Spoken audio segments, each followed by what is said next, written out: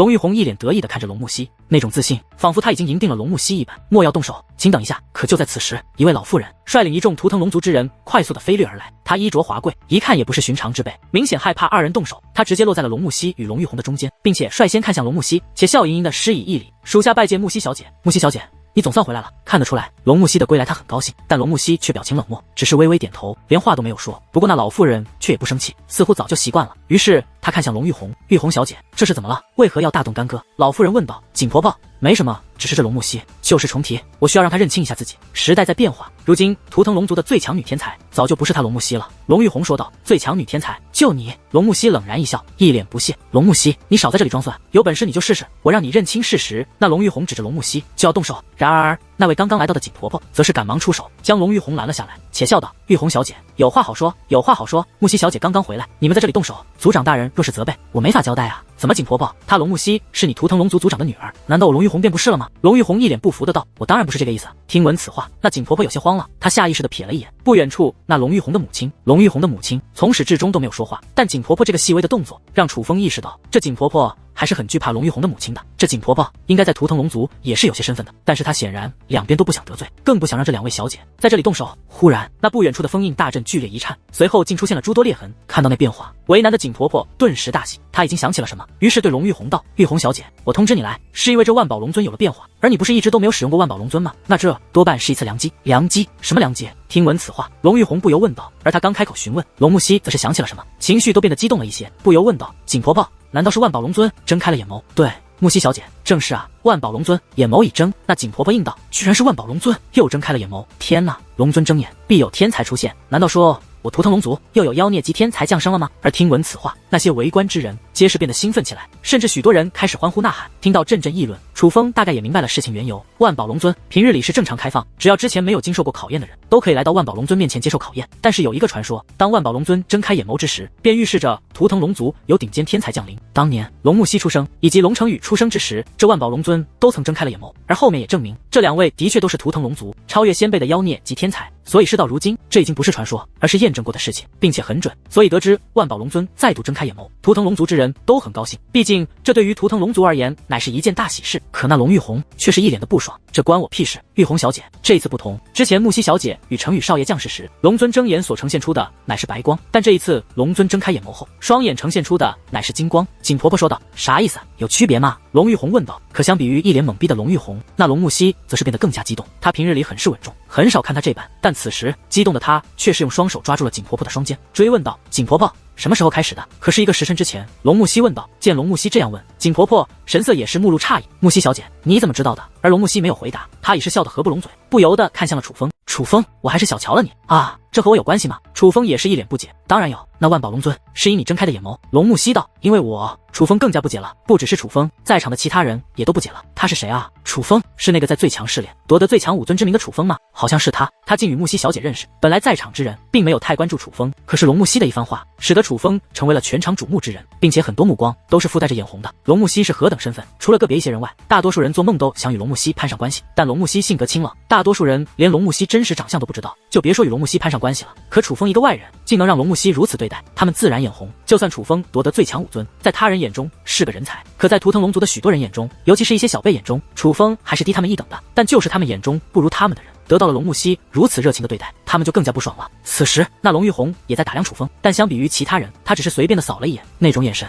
就仿佛在说，这种货色都不配让他多看一眼一般。扫了一眼楚风后，他看向龙木溪。龙木溪，你说什么呢？我图腾龙族的万宝龙尊岂会与这个外人有关？龙玉红，枉你在图腾龙族待了这么久，居然连这件事都不知道。龙木溪冷然一笑，这才看向景婆婆。景婆婆，你告诉他吧。你什么意思？知道的多一点，就在这里装蒜吗？龙玉红十分不爽，因为他最忌讳的就是有不如龙木溪的地方，这自然也包括了见识。但很显然，今日这件事龙木溪是清楚的，至于他的确不清楚。玉红小姐，莫要动怒，今日可是大喜的日子。见状，那景婆婆赶忙阻拦，旋即便讲述了关于这万宝龙尊如今变化的缘由。原来万宝龙尊睁开眼眸，不仅仅是预示着天才的诞生，也预示着天才的出现，这是可以通过万宝龙尊睁开眼眸后所呈现的光芒来分辨的。白光便预示着天才诞生，而金光则代表着天才的出现。玉红小姐，根据我图腾龙族史料记载，若有被万宝龙尊认可的天才迟迟没有来到万宝龙尊前接受考验，万宝龙尊便会睁开眼眸，释放金光，对其进行锁定。那景婆婆又补充道。听闻此话，龙玉红顿时大喜，系，因为万宝龙尊之前2次睁开眼眸，分别是因为龙木溪与龙成宇，但他降生的时候，万宝龙尊并没有睁开眼眸，所以他对万宝龙尊心生恨意，这么多年都未曾来到万宝龙尊这里接受考验。而景婆婆的话让他意识到了事情的转机。景婆婆，您的意思是说，这万宝龙尊睁开眼眸是因为我吗？龙玉红激动地问道。倘若真是如此，那么从今以后，他龙玉红便也是得到万宝龙尊认可之人了，他便不再不如龙木溪与龙成宇。他自然激动。玉红小姐，图腾龙族当今小辈没有接受过万宝龙尊考验的乃是极少数，而在这之中能被列为妖孽级天才的便只你一人啊，除了你还会是谁呢？景婆婆笑道。此时龙玉红顿时狂喜，竟不顾形象的仰天大笑起来。若非亲眼所见，楚风也不会想到一个长得如此好看的丫头能笑得如此的不像好人。而一番狂笑之后，龙玉红更是得意地看向了龙木溪。龙木溪，你刚刚说什么来着？你说万宝龙尊此次眼眸睁开是因为这个外人？龙玉红一脸挑衅。对，龙木溪道。对，都现在了，你还在这里说对？龙玉红鄙夷一笑，不由道：你是疯了吧？难道你没听到景婆婆的话吗？万宝龙尊睁开眼眸是因为我龙玉红，而不是这个叫做楚风的外人。龙玉红以极其夸张的姿势指着楚风，让楚风真正的见识到了什么叫做得意忘形。可就在此时，那封锁结界忽然碎裂开来，只见一道金光飞掠而出。这一刻，在场的所有人除了龙木溪之外，皆是脸色大变，因为那金光源自于一物，那物正是万宝龙尊。而此时，那自万宝龙尊双眸所射出的金光，刚刚好落在了一个人的身上，刚好就在龙玉红所望向的楚风的身上。而楚风更是能够看到，龙玉红那指着自己的姿势仍然不变，还是那么的嚣张，可他的脸色却变了，跟吃了屎一样。龙玉红的脸色难看无比，明明没有挨打，可却感觉自己的脸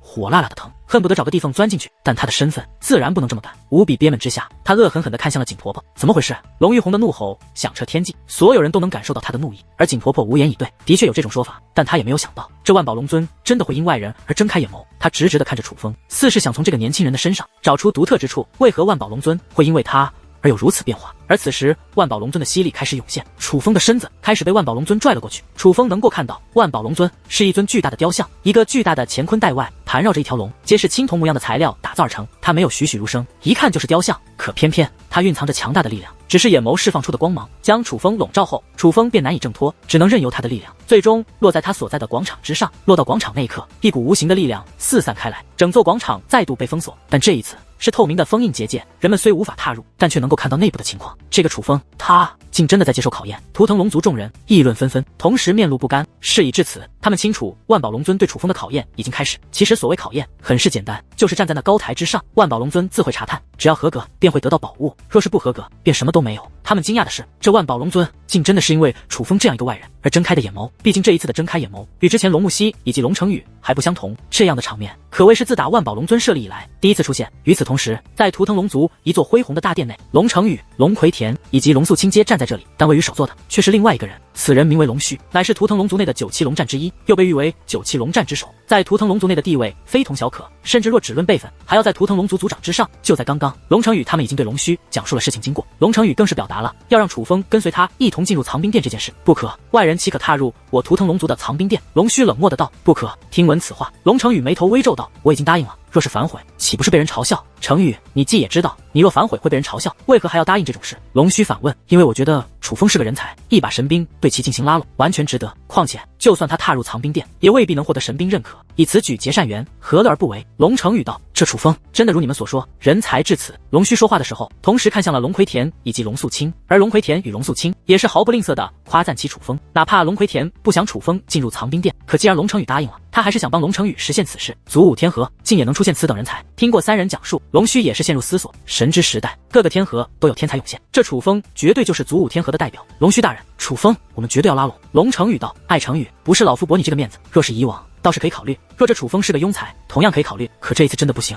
龙须道。龙须大人，你真的连这个面子都不给吗？龙成宇再度开口，脸色已经变得严肃起来。成宇少爷，老夫是为图腾龙族的利益考虑，神兵如此贵重，岂能让外人所得？龙须道。我以图腾龙族少主的身份下令，让楚风踏入藏兵殿。龙成宇说话间，将其图腾龙族的少主令牌亮了出来。成宇少爷，你这少主的令牌并不如老夫的令牌管用。龙须道。那我父亲若是同意呢？龙成宇问。若是族长大人同意，老夫自然无话可说，可族长大人现有要事在身，并不在族内。龙须道。既然如此，那我去找我父亲。龙成宇道。成宇少爷，族长大人前往了7界天河，不仅他去了，其他天河的主人也都去了。龙须道。难道说父亲此行是与神之时代有关？龙成宇问。是。龙须道。听闻此话，龙成宇也知道此事非同小可，他的确不方便去打扰他父亲，但龙成宇却仍不死心，于是道：那我便等父亲回来。见状，龙须也是眉头皱起，于是语气有所缓和的道：成宇少爷，你应该知道，为了这一次藏兵殿的开启，我图腾龙族费了多大的力气，动用了怎样的资源？如今藏兵殿的神兵认主的概率将大大提升，所以我才不愿让那楚风踏入。实际上，若不是等木西小姐，藏兵殿早就开启了。既然如今木西小姐愿意回来，那便不能再等了，应当速速踏入其中。龙须劝道。所以，若是我不应允，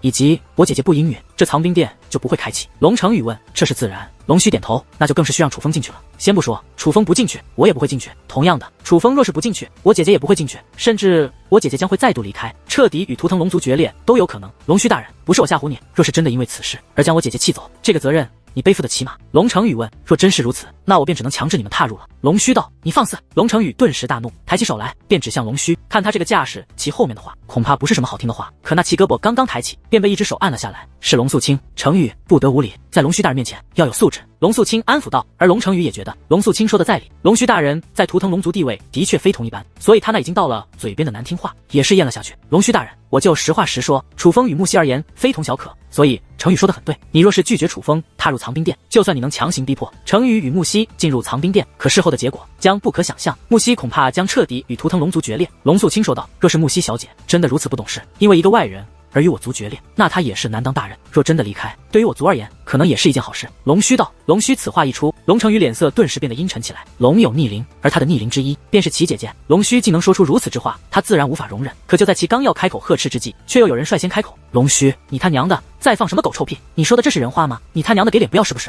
给你面子叫你一声大人，你还真把你当九七龙战之首了不成？我告诉你，这件事你同意也得同意，不同意也得同意。你要是敢再把木西逼走，老娘与你没完。说这话的乃是龙素清，他正指着龙须的鼻子破口大骂。而见此情形，莫说龙葵田，就连龙成宇都愣住了。这么难听的话，哪怕是他也不敢说啊。龙素清的话太难听了，连龙成宇都有些担心了。以龙须的实力，若是要教训龙素清，谁能拦得住？可令人意外的是，面对龙素清的怒骂，龙须的脸色虽不好看，也明显有些动怒，但却并未发飙，他竟在克制。素清啊，素清，你怎么离开图腾龙族后变得如此混账了？你别忘记，你是图腾龙族之人，可你现在有为图腾龙族的利益考虑吗？木西是个孩子，他可以不懂事，但你是孩子吗？你为何也如此的不懂事？龙须对龙素清问道。我只知道木西必须留在图腾龙族，这也是我哥的意愿。我们耗费了如此大的力气，才让木西有了回归的想法。若是因你而毁了，那我不管你是什么身份，你有什么理由，我龙素清绝对与你没完。尽管龙须已经动怒，可龙素清依然不惧，反而气势更盛。见此情形，龙须脸色越发难看，就有快要发飙之势。龙须大人。而就在此时，在龙须身后的一个殿门内，有一位穿着特殊的长老走了进来。谁让你进来的？滚出去！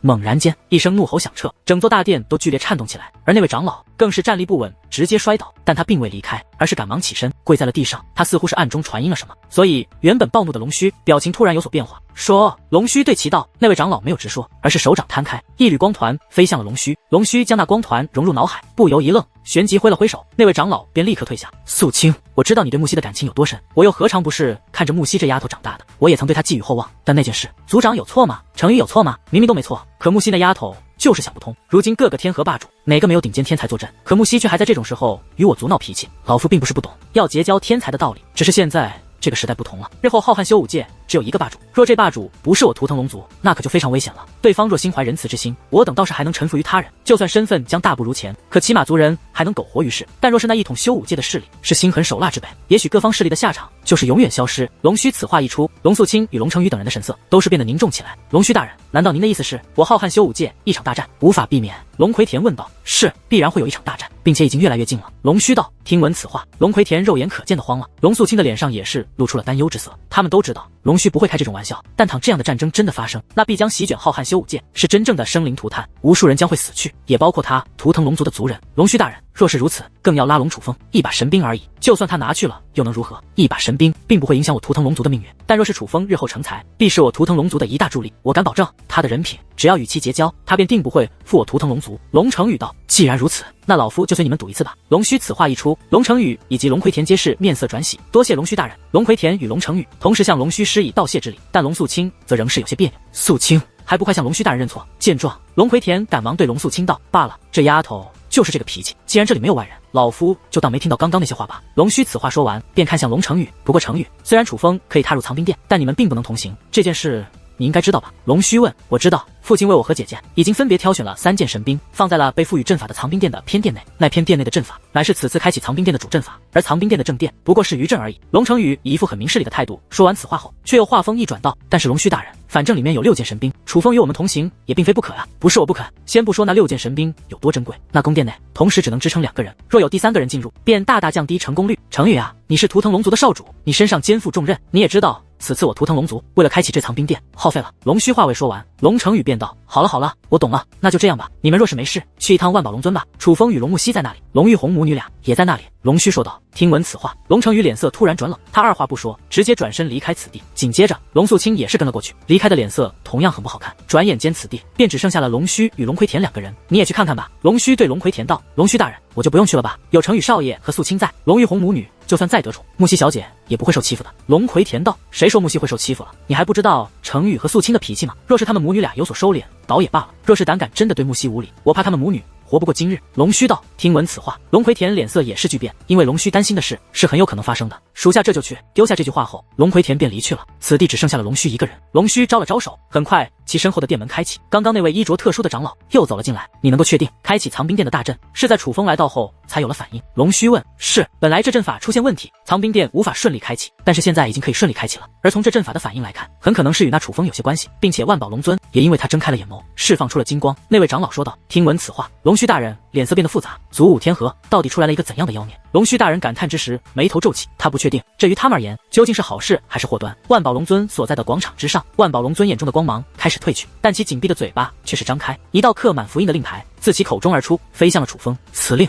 缠绕着金红2种颜色，且散发着远古气息，而那金色的乃是雷电，红色的乃是火焰，二者相交完美相融。雷火符令。看到此物，众人议论纷纷。这雷火符令之前有人得到过，此物乃是一道威力极强的攻杀至宝，蕴藏着半神之下抹杀一切的力量，但只能使用一次。而半神境对于楚风而言虽然厉害，但是对于在场的图腾龙族而言倒也觉得没什么，毕竟在图腾龙族真神境的强者都有着不少，所以这个雷火符令虽然也是价值不菲，极难获取，但他们也并非不能接受，相反他们反而松了一口气，毕竟楚风搞出这么大的阵仗，他们还以为楚风会获得他们没见过的宝物呢。不过相比于图腾龙族之人，楚风的脸上却是有着难以言表的喜悦，到底是乡巴佬，看他那开心的样，正常这种宝物若不是来我图腾龙族，恐怕他这辈子都没机会见，也算走了狗屎运了。图腾龙族的人面露鄙夷，暗地里更是对楚风言语羞辱。虽说楚风让万宝龙尊睁开了眼眸，但他们的第一反应不是尊重，而是反感与厌恶。这种感觉就像是自己家的宝贝被一个外人拿走了一样，自然也是不爽的。毕竟格局这种东西还真的不是每个人都有。楚风小心翼翼地将那雷火符令收了起来。此时那封锁广场的结界也是消散，一切恢复正常。楚风直接飞身而起，来到了龙木溪身旁，二人就要离开，可那龙玉红却突然指着龙木溪大喝一声：你刚刚那是什么眼神？你在嚣张什么？但龙木溪压根就没看龙玉红。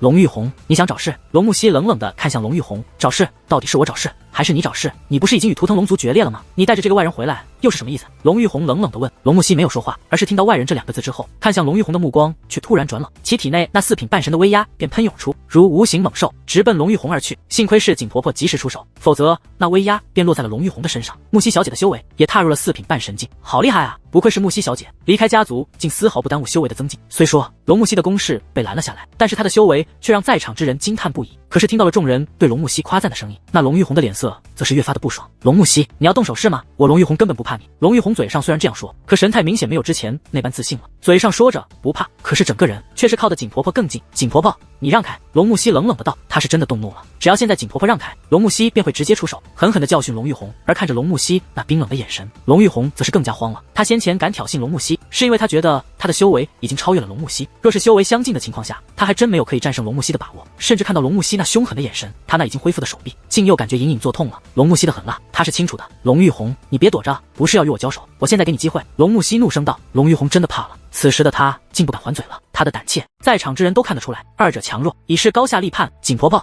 你让开，我倒是要看看你让开之后这龙木溪能对玉红如何。就在此时，一道声音响起，乃是龙玉红的母亲。龙玉红的母亲飞身而来，而龙玉红则是赶忙站到了他母亲身旁。龙木溪，你还以为你是当年的你吗？这么的无法无天，时代变了，现在的你若是敢动玉红，这后果是你承担不起的。龙玉红的母亲道。可听闻此话，龙木溪却丝毫不惧道。是吗？景婆婆，你让开，我倒是要看看有怎样的后果是我承担不起的。龙木西，我知道你为什么回来，不就是得知了藏兵殿以大阵之力催动，将要开启，所以想回来分一杯羹吗？以你的身份，自然有这个机会踏入藏兵殿，但我告诉你，你只能进入主殿，而无法进入偏殿。龙玉红的母亲道：我为何要进入偏殿？龙木西反问。众所周知，真正品质好的神兵都在主殿，他没有理由进入偏殿。见龙木西这样问，那龙玉红母亲反而越发得意起来，不由道：果然什么都不知道。既然如此，我就让你明白真相。此次大阵之力的主要力量，并非在主殿，而是在偏殿。偏殿内已经摆放了6件族长大人精心挑选的神兵，只要踏入其中，将有大概率被神兵认可。但偏殿只有2个人可以踏入，一个是当今图腾龙族少主龙成宇，而另外一个就是我的女儿龙玉红。龙玉红母亲说道：啊，竟有此事！她此话一出，的确引起了震荡，就连景婆婆这种人物，神色也是变得复杂起来。倘若此事属实，那就证明了一件事：图腾龙族的确是降低了龙木西的地位，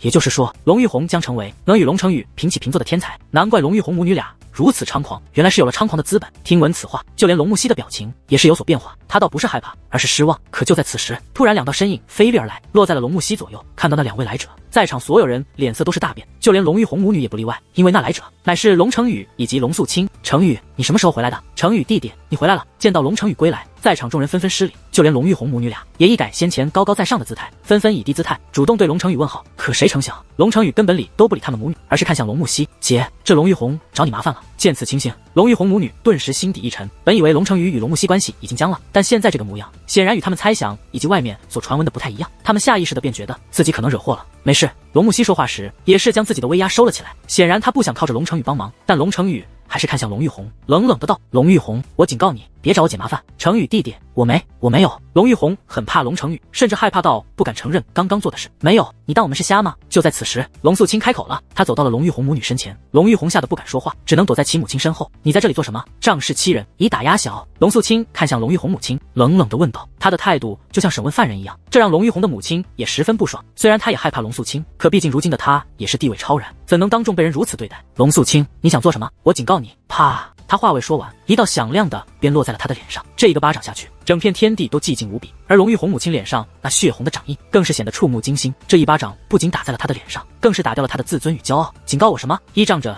你是图腾龙族族长的女人，好让图腾族长来教训我，你也不掂量掂量你的身份？那可是我亲大哥，他会因为你这样一个女人教训我吗？你以为你是谁？你以为你很得宠吗？你只不过是靠着你有一个天赋还算不错的女儿，才有了今日的地位而已。龙素清一脸不屑地看着龙玉红的母亲，此时龙玉红母亲也笑了，但她却笑得非常狰狞，那双眼睛跟要杀人一样，恶狠狠地盯着龙素清。龙素清，我不与你争辩，但你一定会为你今日所为付出代价。龙玉红母亲恶狠狠地道：我倒要看看你这个靠自己女儿上位的东西，能让我龙素清付出怎样的代价。龙素清依旧一脸不屑，说话间看向众人，我告诉大家一件事，刚刚这龙华月刚刚所说属实，藏兵殿的确在偏殿布下了主阵，踏入其中更利于得到神兵认可，并且因阵法限制，只有2个人可以踏入。龙素清对众人说道：此事竟是真的。听闻此话，众人议论纷纷，既然此事属实，那将非同小可。为何龙素清还敢这样对待龙华月？而就在众人不解之际，龙成宇则是忽然开口：那片殿本是我父亲为我与姐姐打造的，因为之前以为我姐姐不会回来，所以才将名额让给了龙玉红。如今既然我姐姐回来了，这个名额自然还是我姐姐的。他此话一出，众人皆是神色变化，而龙玉红的脸色更是难看至极，受到了极大打击。他原来以为自己已超越了龙木西，但实际上竟只是龙木西的备选品，这对于一直以来都想超越龙木西的他而言是无法接受的事情。可哪怕已遭受巨大打击，但龙成宇却仍没打算放过他，而是看着龙玉红道：龙玉红，你现在根本没资格进入偏殿了。另外，我再告诉你一件事，在我龙成宇心里，整个图腾龙族我就只有一个姐姐，那就是龙木西。至于你，以后不要称我为弟弟，因为你不配。听到龙成宇的话后，龙玉红一言不发，低着头，但眼泪却吧嗒吧嗒的落了下来。今日他自以为已经获得的地位、荣耀尽数被碾碎，但却没有人同情他，因为他咎由自取。图腾龙族之人都知道，龙木西虽然高傲冷漠，但却从来不会主动欺负任何人。龙木西之所以会与龙玉红结怨，完全是龙玉红自找麻烦，野心太大了的后果。楚风兄弟，我父亲不在族内，但龙须大人也可以做主，他已经答应让你与我们一同进入藏兵殿了。龙成宇对楚风说道，他也要进入藏兵殿。听闻此话，图腾龙族众人面面相觑，感觉无比震惊。莫说小贝，就连景婆婆以及龙玉红的母亲都非常的意外。而那些先前瞧不起楚风的众人，再度看向楚风，眼神也是变了。他们没有想到，楚风竟也能够得到龙成宇的如此器重，甚至连龙须大人都答应让楚风进入藏兵殿。藏兵殿内那可是神兵，对图腾龙族而言都是无比珍贵的宝物。在图腾龙族内，也只有到达一定级别的人才有资格尝试让神兵认主。大部分图腾龙族族人一辈子都没有踏入藏兵殿的资格。可现在楚风这个外人竟有机会踏入藏兵殿，并且还是大阵加持之下的藏兵殿，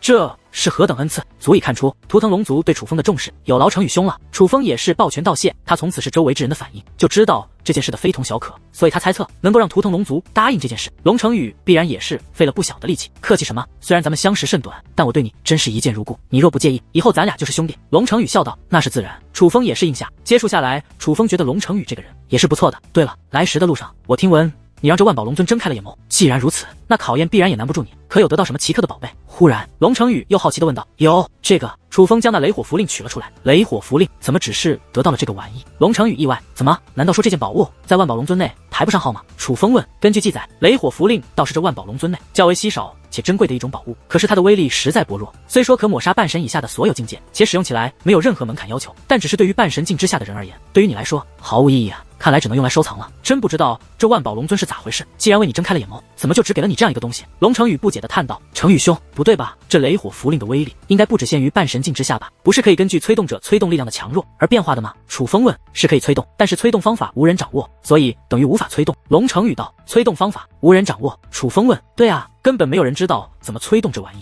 这玩意本来只存在于记载中，之前他没出现的时候，我们也觉得他多么了得呢。但后来有几位前辈陆续在万宝龙尊内得到了这雷火符令，他们几个都把这雷火符令当成防身至宝。可有一次，其中一位前辈在面对强敌的时候使用了雷火符令，结果使用后差点没把对手笑死，因为那威力就只能抹杀半神之下者。至于其他几位前辈还不信邪，也依然将雷火符令藏在身上当底牌留着，可后面也分别使用了。嗨，你猜怎么着？无一例外，威力都是相同的，都只能抹杀半神之下，甚至其中一个前辈还因为这雷火符令太不中用而不幸丧命。所以楚风兄弟，你千万别不信邪，这玩意它的威力固定了，就真的只能抹杀半神之下的人。龙程宇对楚风说道：“不过没事，这个东西虽然威力一般，但价值还是挺高的，你留着珍藏还是不错的。就凭它在我图腾龙族记载中，那它的价值还是依然很大的，并且我有预感，既然你在万宝龙尊得到的宝物不怎么样，那么在藏兵殿你必然会有极大的收获。”龙程宇拍着楚风的肩膀，笑着安抚道。见状，楚风也是笑了笑，没有再说话。楚风之所以如此高兴，自然不是因为此物的价值，而是在他得到此物的时候，就已经得到了催动这雷火符令的方法。根据楚风推断，只要顺利催动雷火符令，没收半神之下，半神境内尽数可以抹杀，甚至若是能催动到极限，真神境也可一战。当然，催动到极限很难，但正常催动的话，楚风倒是有着足够的把握。不过楚风并没有将此事说出。本来楚风觉得催动雷火符令的方法是图腾龙族内人尽皆知之事，搞了半天他们都不知道。那既然如此，楚风刚好可以将这雷火符令作为底牌留着。当然，若是寻得合适的机会，楚风也愿意将雷火符令的催动方法告诉龙程宇他们，但必须在自己使用之后告诉他，要先确定这东西一定有用才行。之后，龙程宇本想邀请楚风去他的宫殿聊聊，可是很快便有消息传来，藏兵殿将要开启。于是图腾龙族的许多人都是前往了藏兵殿。正常来说，藏兵殿是没有年龄限制的，只要身份足够，老一辈强者也可以踏入。但是这一次的藏兵殿乃是借助大阵的力量开启的，而阵法力量是有限的，所以限制了名额，连小辈都是图腾龙族内天才中的天才才可以踏入，寻常的天才都没这个资格。至于老一辈们，更是为了后辈们考虑，全部放弃了此次机会。这也是为何在人们得知楚风这个外人竟能够有资格进入藏兵殿后，会有那么大的反应了。很快，楚风等人来到了藏兵殿前。藏兵殿并没有楚风想象的气派，这是一座建造在岩壁之上的宫殿，看上去有些破旧，但楚风能够感受到那高到通天的岩壁蕴藏着极为强大的阵法。当他们来到这里没多久，殿门便开启。在殿门开启那一刻，浮现在眼前的乃是深不见底的长廊。与此同时，一阵劲风自长廊席卷而出，冲击众人。在那劲风之中，所有人都能感受到一股古老且强大的气息。感受到那股气息，所有人都变得兴奋起来。那乃是神兵的气息。正常来说，这种情况下，人们为了抢得先机，会率先冲进去。但是眼下汇集在殿门前的众位小辈，却没有一个敢动身的。不因别的，只因龙程宇与龙木西也在这里，他们都没有动。别人谁敢动？楚风兄弟，实不相瞒，此次开启藏兵殿，主要就是为了我和我姐，所以我与我姐必须要去偏殿，不能与你同行了，莫要见怪啊。龙程宇以暗中传音的方式对楚风说道：“程宇兄，你去吧，祝你们此次成功得到神兵。”楚风说道：“见你吉言。”龙程宇笑了笑，而是看向身后众人道：“你们听好了，楚风兄弟乃是我请来的，若是让我知道有谁敢对他不敬，我龙程宇绝不轻饶。”此话说完，龙程宇便向偏殿行去。龙木西没有说话，看了楚风一眼后，也是向偏殿的方向行去。而当这两位走后，图腾龙族众小辈便不再克制，纷纷施展出各自的手段，快速的向藏兵殿的主殿冲去。楚风也不敢怠慢，同样跟随人流向主殿狂奔去。虽然得到雷火符令这个保命的底牌，但雷火符令威力虽强，却只能使用一次。长久考虑，身为修武者，自然是神兵的帮助更大。此次机会，楚风自然也要把握。除了进入偏殿的龙程宇以及龙木西外，眼下前往主殿的人也有1000余人，与楚风年龄相仿者几乎都是半神境，年龄偏小的也是5尊境，无一例外。他们都是图腾龙族内天赋极佳之辈，皆是天才中的天才，随便一个放在东域，那都是惊艳无比的存在。而这些同辈不仅身份超然，还身穿统一的图腾龙族服饰，楚风混在他们当中，成为了绝对的异类，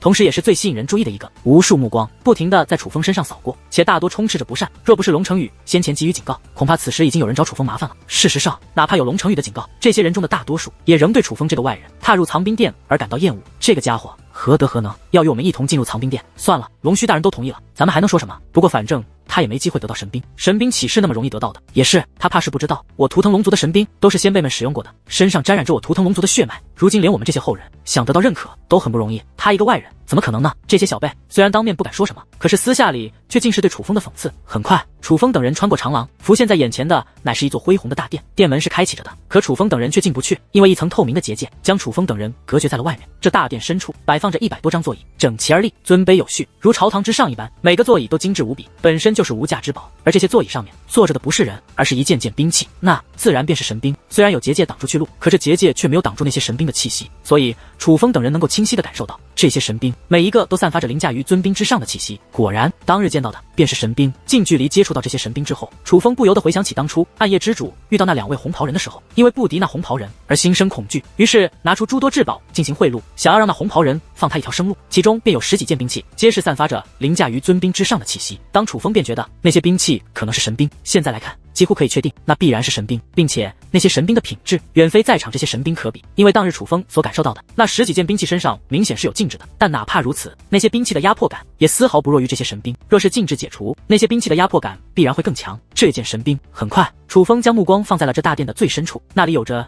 一张最大的座椅。如果说其他神兵的座椅摆放顺序是大臣的话，那么此时楚风所看向的座椅，其位置便是帝王。而这张座椅不仅本身霸道非凡，充满王者之气，其承载的神兵也是非常的吸引眼球。那是一杆银色长枪，但它绝对不是白银打造而成，那材质明显不是凡物。一般来说，这种兵器若与龙有关，多半是上面会盘有巨龙，或是雕刻巨龙，但它不是，枪尾是龙头，枪头是龙尾，就连龙鳞也布满长枪之上。明明是一杆长枪，可给人的感觉却是栩栩如生，越看越是具有灵性，就仿佛它本身就是一条巨龙演化而成。在场的每个神兵座椅上都刻写着文字，写着那神兵的由来以及历史，这把银色长枪也不例外。而它的名字叫做银龙长枪，名字倒是挺简单的，没有那些花里胡哨，但是它的来历却很不简单。它自一座远古遗迹发现，据说它出世之时，整个世界剧烈颤动，整片星域都受波及，而它跟随的主人更非寻常之辈，乃是图腾龙族历史上的最强之人，图腾龙族的第1代族长。他跟随图腾龙族第1代族长征战8方，为图腾龙族今日地位立下汗马功劳。而楚风之所以对他好奇，是因为他明明极为利奥德，可眼下却一丁点气息都没有释放。若非他位置明显且特别，只凭气息感应，他绝对是会被人无视。你叫楚风是吧？怎么一直盯着银龙长枪大人？你该不会对他有想法吧？忽然，一道尖酸的声音响起，那是一名有着几分姿色的女子，她修为外露，乃是3品半神。这个修为放在图腾龙族的小辈中也是顶尖。而听旁人交谈，楚风知道这女子叫做龙滋滋，其不仅天赋极佳，身份也是非同一般，乃是龙须大人的亲孙女。而自打进入藏兵殿，这龙滋滋就多次打量楚风，但那眼神皆是不善。若非龙成宇曾给予警告，楚风觉得这龙滋滋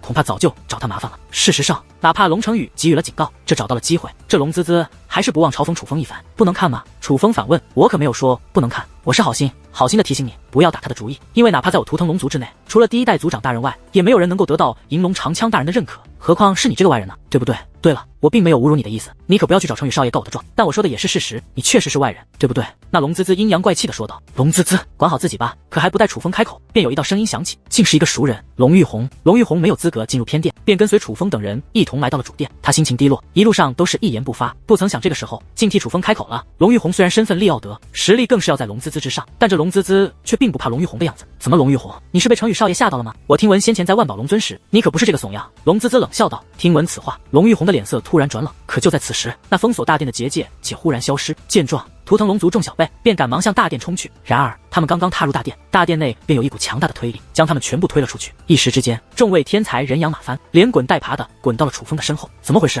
这突然发生的一幕让所有人感到不解，神兵怎么还攻击人了？这是以前从未发生过的情况。而就在图腾龙族众小辈不解之际，更为惊人的一幕发生，一道道刺耳的声音自藏兵殿内响彻开来。仔细一看，那些神兵竟纷纷自座位之上漂浮而起，而那宛如猛兽一般的声鸣正是自这些神兵之内传出。不仅如此，那些神兵光芒闪烁，一缕缕肉眼可见的气焰也开始自他们体内释放而出，向殿外飘来。见此情形，图腾龙族众小辈皆是大喜。这一幕他们虽未见过，但却听说过神兵是要认主了。但他们没想到的是，这100多把神兵竟要同时认主，神兵齐鸣，何其壮观！这是他图腾龙族这么多年来都未曾发生过的事。于是，先前还郁闷的众小辈，此时一个个兴奋不已。他们知道，他们不仅要见证历史，还将被写入历史。他们就是神兵要认可的主人，也是引起这神兵齐鸣之人。他们就是这段闪耀历史的主角。大阵力量果然厉害，果然厉害啊！我们就要得到神兵认可了。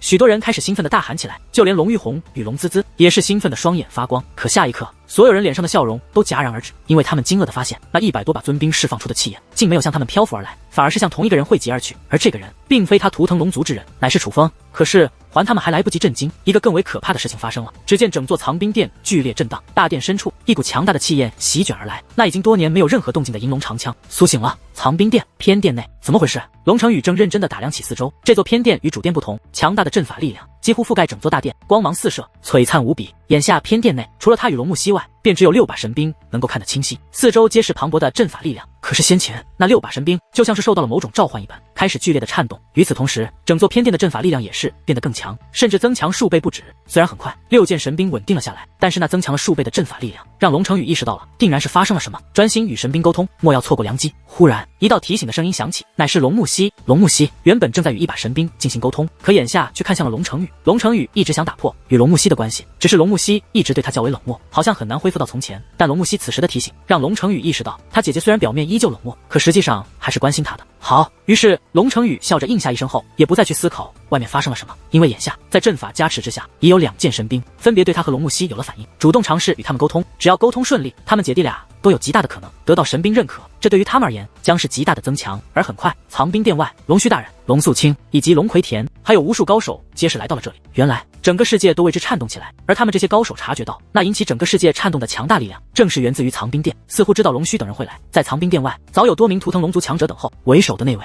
正是先前与龙须禀告关于楚风事情的长老，而在他身后的众位强者，也都与他一样，穿着较为特殊的服饰，禀告龙须大人，乃是银龙长枪苏醒。为首的长老说道：“何人所为？”龙须大人以暗中传音的方式询问，而那位长老也是立刻反应过来，同样以暗中传音的方式回答道：“是楚风。”不仅是银龙长枪苏醒，主殿内的所有神兵都对楚风有了反应，正在尝试与楚风进行沟通。什么？听闻此话，龙须也是脸色巨变。银龙长枪也想为楚风所用？龙须问。多半如此。那位老者说道：“给我不惜一切代价，也要阻止。”龙须道：“龙须大人，是不惜一切代价进行阻止吗？”那位长老问。废话，难道要让银龙长枪被外人夺取不成？龙须怒声道：“属下明白，这就去办。”那位长老立刻转身，带着衣着特殊的手下离去。龙须大人，到底怎么回事？此时，图腾龙族的不少强者开口询问，因为后面的话乃是龙须大人与那位长老暗中传音，所以具体情况他们并不知晓。但龙须并未回答，而是凝重地对众人道：“没我命令，任何人不许踏入藏兵殿。”此话说完，他却飞身一纵，进入了藏兵殿的主殿之内，同时更是使用手段封锁住了主殿的入口。见此情形，龙素清眉头紧皱，察觉到了事情的不简单。但与其他人不同的是，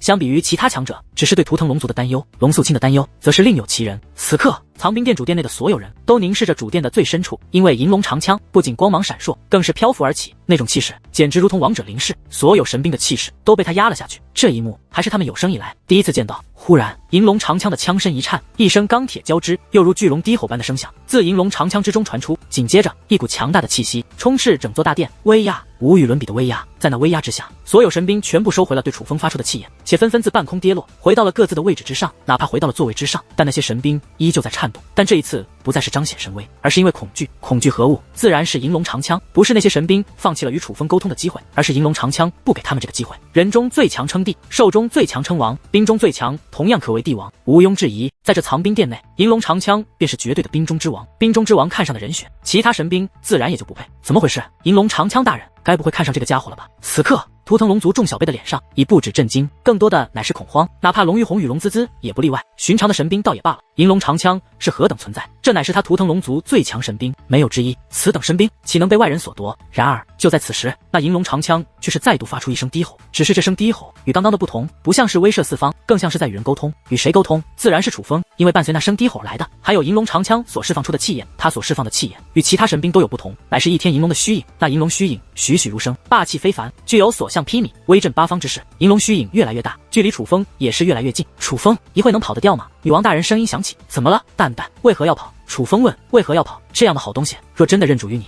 图腾龙族能同意吗？但这么好的东西，既然到手了，自然也不能送回去，自然就只能跑了。女王大人并不怕，反而有些兴奋。不用跑。楚风道。为何？女王大人反问。图腾龙族不会让这件神兵认主于我的。楚风说道。他话音刚落，那整座主殿的墙壁内便光芒四射，是阵法力量。阵法力量出现后，银龙长枪就像是受到了压制，已经掠出的虚影开始消散，阵法力量正在封锁那银龙长枪。与此同时，原本已经消失的透明结界再度升起，想要将楚风与那主殿隔离。可忽然，银龙长枪枪身一颤，那透明的结界便满是裂痕。可紧接着，无数道锁链自墙壁延伸而出，每一道锁链都伴随着一条巨大的龙影，一边咆哮，一边快速旋转。此等景象，宛如数条巨龙合力布阵。很快，那些散发着龙影的锁链便形成一道旋转的封锁阵法，将银龙长枪封锁在了其中。还真被你说对了，图腾龙族还真是心机啊！只是这神兵的威力非同一般，图腾龙族拦得住吗？女王大人问。拦得住，我能感觉到这阵法连接着守护图腾龙族的整座大阵，不是这件无主神兵能够抗衡的。楚风说道。那还真是可惜。女王大人叹道。可哪怕如此，那银龙长枪还在挣扎，并且很快银色龙虚影再度浮现，那银龙虚影竟破开了封锁阵法，再度向楚风缓缓而来。而只见那银龙虚影一声怒吼，那封锁了主殿的透明结界便彻底碎裂开来。此刻已无物阻挡与那银龙虚影与楚风，只要二者接触便可进行沟通。楚风咋办？这阵法好像阻止不住他。女王大人再度变得兴奋。顺其自然，楚风深知拿到这件神兵的后果，可是这把银龙长枪的诱惑也着实太大，所以楚风选择站在原地，任由银龙长枪的发挥。若银龙长枪能破开束缚，楚风就与他认主；若是不能，倒也罢了，毕竟此物着实珍贵。不考虑图腾龙族的其他人，楚风也要考虑龙成宇和龙木西。若不是考虑他俩，楚风早就不管3721，直接踏入主殿与那银龙长枪认主了。而楚风不知道的是，此时在众小辈的身后，一道满是寒意的目光正冷冷地盯着他。此人乃是图腾龙族的龙须大人，他实力高深，就在主殿之外，却没有任何人可以察觉，包括楚风。楚风小友，事关我族利益，莫要怪老夫。那银龙虚影距离楚风越来越近，龙须大人眼中的寒意也是越发冰冷。只见其伸出手掌，对准了远处的楚风。很快，整座藏兵殿内的墙壁都开始散发强光，源源不断的阵法力量自墙壁溢出，如洪水猛兽一般涌向了主殿之内。涌入主殿的阵法力量，皆是化作锁链巨龙，融入封锁大阵之中。如此力量加持下，那银龙长枪释放的虚影便被冲散，锁链巨龙不断相融，那封锁大阵也是肉眼可见的无限增强。见此一幕，楚风双眼微眯，随后抬头望向虚空。虽说有阵法加持的墙壁阻挡，楚风根本就看不到外面的情况，但是楚风还是知道发生了什么，动了这么大的阵仗，看来银龙长枪的价值于图腾龙族而言的确非同一般啊。楚风发出感叹的同时，已经知道银龙长枪不可能破开这阵法力量，图腾龙族为了阻止银龙长枪认主于他，付出了极大的代价。这种代价下，银龙长枪一把神兵自然也是无可奈何。果然，在阵法力量加强后，银龙长枪很难释放出虚影，甚至那封锁阵法已是变得牢不可破。见此情形，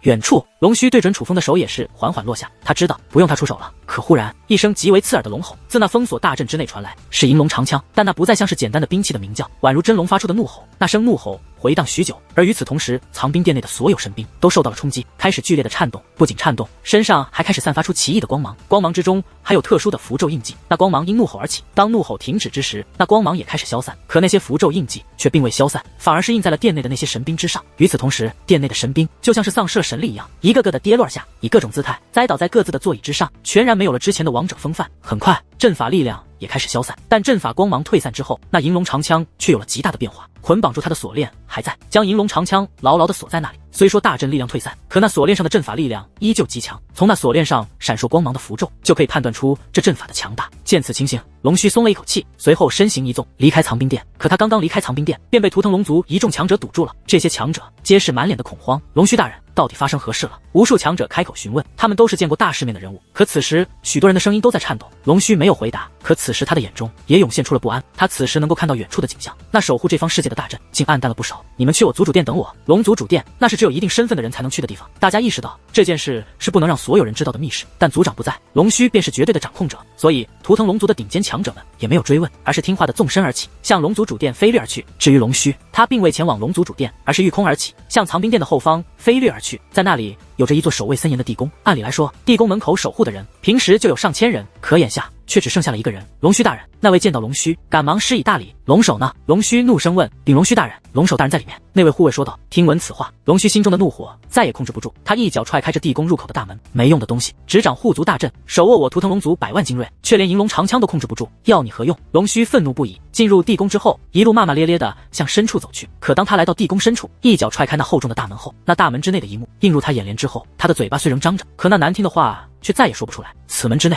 可不是简单的大殿，而是一个极为辽阔的空间，宛如一个世界。但这世界没有山川河流，没有花草树木，除了一片沙漠之外，便只有一物，那是一团极为巨大的光球。那光球之大，贯穿天地，此物乃是阵眼。而阵眼下方有着上百万名身穿特殊长袍之人，他们要么是图腾龙族自己培养的戒灵师，要么是邀请而来的克钦长老。这些人在戒灵师领域都具备着极强的手段，他们身上捆绑着特殊的锁链，与那阵眼相连。这锁链乃特殊之物，让他们更利于催动阵眼。可是眼下这百万名戒灵师无一例外，全部瘫倒在地，连坐着的力气都没有。轻一点的张着嘴巴，大口大口喘着粗气；严重一些的已是七孔流血，昏死了过去。最严重的已经没了气息，甚至有人爆体而亡，只剩下了衣衫，连具完整的尸体都未留下。粗略估算，这100万人中，只是死去的便至少有10万人，身负重创的则是有80万多万人，伤势较轻的只是极少数，但未伤的一个都没有。短暂的愣神之后，龙须赶忙飞掠上前，将一个瘫倒在地的长老搀扶起来。这位长老正是先前与龙须禀告关于楚风事情以及银龙长枪可能要认主楚风的那位长老，此人名为龙首。这龙首的伤势也是极重，但以他的修为和实力来看，本不该负如此重的伤势。他的伤势足以证明他是真的尽力了。龙须大人，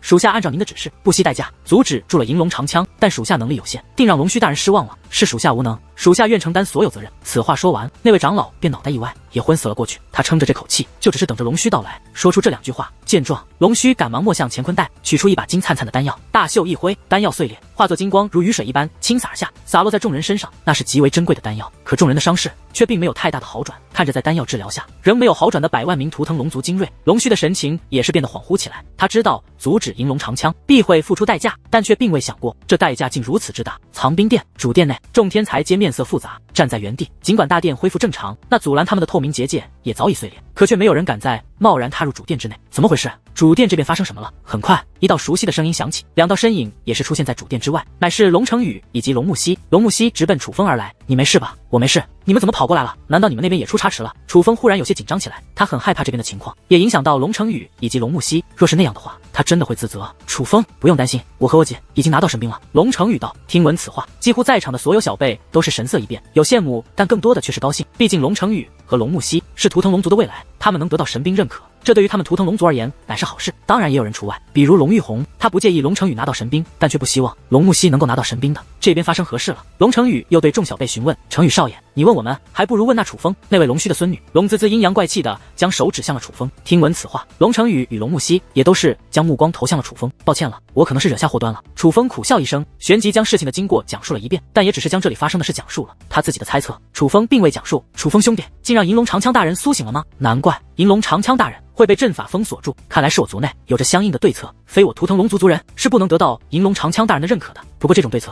都是先辈们设下的，肯定不是针对你。楚风，你也不要介意啊。得知经过，龙成宇一点也不生气，反而是安抚起楚风，这让楚风也是心中一暖。给你们带来麻烦，我已是很过意不去了，又怎会介意？楚风道，何来麻烦之说？本来就是我邀请你来的，这些神兵愿意认可你，那是楚风兄弟你的本事啊。只是我没想到，楚风你的本事这么大，竟高出这么大的动静啊！我感觉我之前还是有点小看你了。龙成宇笑着感叹，显然这件事对于他来说也的确是大事一件，是需要消化消化的。但很快他又看向身后的众位小辈，你们还愣着做什么？既然已经恢复正常了，还不快进去与神兵沟通？龙成宇此话说完，众小辈才敢踏入主殿。他们之前不是不想，而是不敢，毕竟先前的动静太吓人了。还好他们不在主殿内，否则先前的声势他们可能会性命不保啊。而见众小辈踏入主殿，楚风本想说什么，却欲言又止。有些事楚风说了也没用，只有他们自己经历了才会相信。楚风兄弟，你也去啊，刚刚的事别放在心上，这神兵该沟通还是要沟通的，莫要错过这次机会。见楚风并未动身，龙成宇对楚风说道，我不去了，因为这里的神兵已经不会为我所用了。楚风说道。听闻此话，众小辈皆是看向楚风，怎么回事？龙木西询问的时候面露怒意，他下意识的觉得是图腾龙族搞的鬼，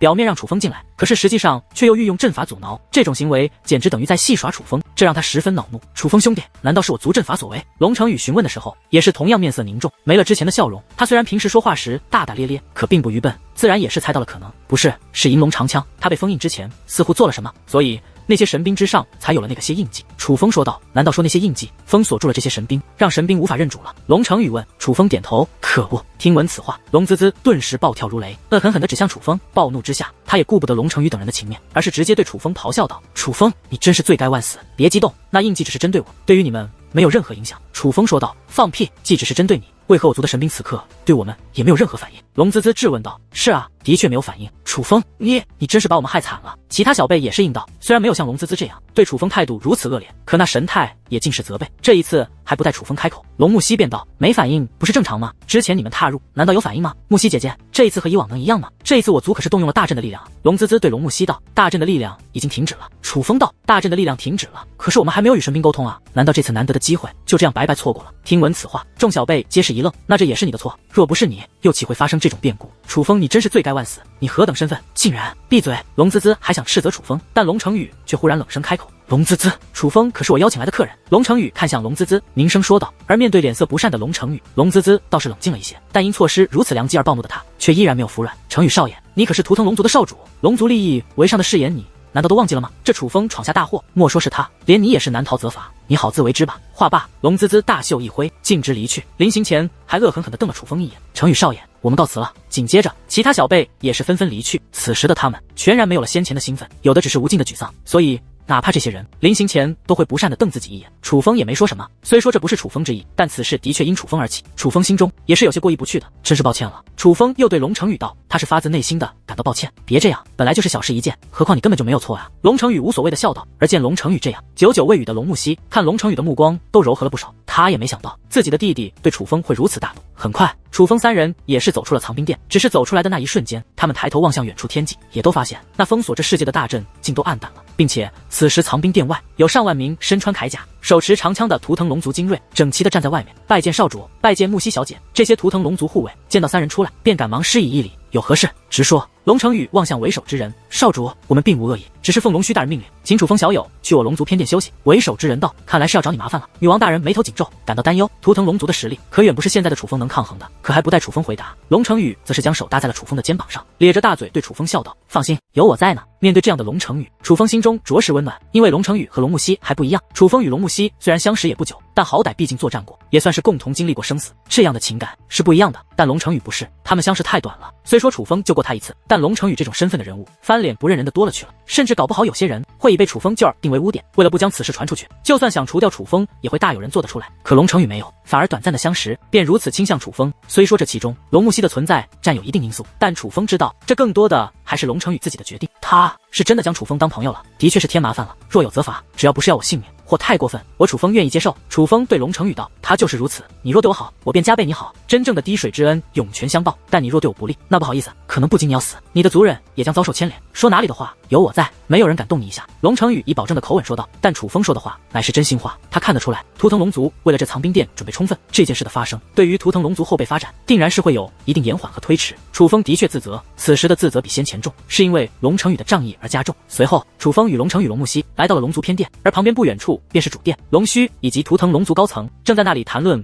关于楚风以及藏兵殿的事情。楚风想办法逃吧，感觉事情不妙啊。女王大人很担心楚风，龙成宇已经打包票说我不会有事了，我若逃了，这显然不地道。等等看吧，若是图腾龙族觉得我有问题，给予惩罚，看在龙成宇姐弟的份上，只要是我能接受的范围，我愿意承担。但若是过分的话，那我也不怕，毕竟我的身上还有我父亲留下的守护阵法。我惭愧是因为我觉得的确给图腾龙族造成了损失，但我惭愧是我自己的事。他们若真的将所有罪责怪在我身上，我楚风也绝对不会认。楚风说道，那你觉得他们会是怎样的态度？女王大人还是有些担心，因为图腾龙族对于现在的楚风而言实在太强了，不好说，要看他们有没有长远眼光了。若是鼠目寸光，那自然是将所有罪责放在我的身上，以惩罚我来平息这件事。若是明智的话，最多形式上给予责罚，给不明真相的图腾龙族族人一个交代，但不会真的责罚于我。楚风说道，那你觉得图腾龙族的高层会是哪种？女王大人问，没接触过，不好判断，我希望是后者。楚风说道。楚风三人于这偏殿之内等待着，尽管在偏殿内，楚风与龙成宇交谈也皆是有说有笑，但楚风能感觉到龙成宇也是有些担心，不只是那些天才小辈丧失了兽神兵任何好机会这么简单，主要是连守护图腾龙族的大阵都受到了影响。这件事于图腾龙族而言也是很严重的事故。终于有人来到偏殿，说龙须大人请楚风以及龙成宇三人去主殿。楚风，你放心，是我带你来的，我定然会让你安然离开。龙成宇此时再开口，那感觉不是自信，而是责任。其实他也没有底气，但他却有决心，一颗誓死也要保护楚风安然的决心。龙木西没说话，但表情同样凝重，那眼神与龙成宇一模一样。楚风笑了笑，那是信任的微笑，所以无需多言，起身向外走去。很快三人来到主殿，殿门推开，这里面只有3个人，龙须大人、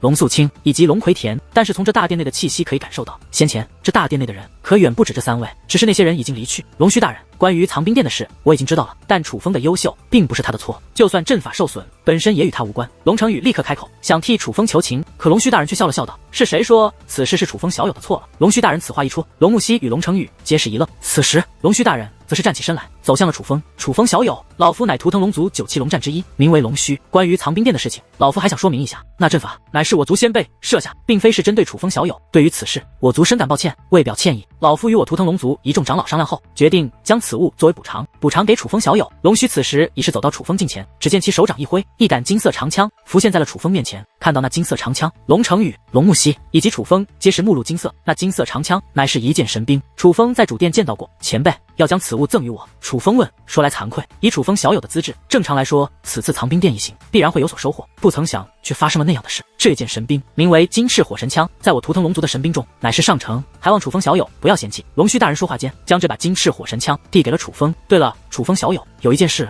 老夫还要与你说。银龙长枪较为特殊，因为我图腾龙族初代族长曾布下阵法，所以导致银龙长枪在我图腾龙族这些神兵中拥有将帅之姿。他被封印之前，对图腾龙族所有未曾认主的神兵设下了禁制，而这禁制是针对楚风小友的。若不能破开这禁制，神兵便无法认主于楚风小友，但除楚风小友外的其他人是完全不受影响的。而这神兵既然赠予楚风小友，自然就归楚风小友所有。楚风小友完全可以凭借此神兵去换购其他神兵。当然，若是楚风小友觉得麻烦，也可以给我图腾龙族一些时间，我图腾龙族去为你准备一件可以正常认主于你的神兵。龙须这番话说完，就连龙成宇都是张大了嘴巴。他没有想到，图腾龙族集结众位长老商量之后，竟会是这样一个结果。而此时，不远处的龙葵田与龙素清互看一眼后，也是不由一笑。只有他们2个清楚，先前的主殿内的争吵有多激烈，那是严惩楚风派与结交楚风派的对抗。人数上要严惩楚风的乃是大多数，毕竟图腾龙族皆是以龙族利益为先，如今利益被一个外人破坏，自然难以容忍。但是好在结交楚风派的这一方还有一个极为重要的人物，若是没有他，定然不会是现在这样和谐的结果。而这个人正是眼下那位手持神兵立于楚风面前的龙须大人。